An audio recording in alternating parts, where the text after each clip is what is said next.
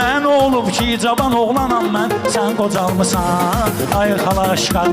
Mal əli miting eləyir bazarda, kartoşka, kartoşka. Başlayamsın qayıt gözümdür mənim, ay çuşqa, ay çuşqa.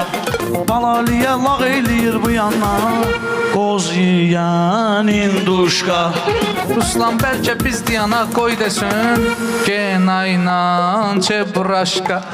Meyxananı şahmat kimi hesab elə, mən şaham, sən peşqa. Rəşad olsa şaha əmr eləyərdi, dur çaysız bir çaşqa. Rəşad bilər, mən bilərəm qardeşim, o eliş, mən röşqa. Pünhanın da intereslidir başı, sürtülmüş pakrışqa. Ruslanın da burnu intereslidir, signaldur vazduşqa.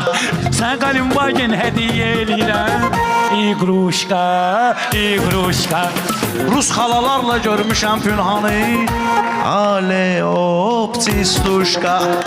Bir də ilişmə qardeşim Ruslana, sıraram ağzıvı Petruşka.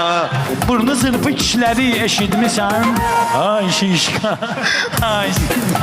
Cavidin bir oğlu olsun eyləsin, ağzuva kakaşqa. Mən gözəlimsən, sevirəm mən səni, qalp qalpə, aşq aşqa. Əruz indi gözünə görsənir onun, müfteyilü mafaşqa.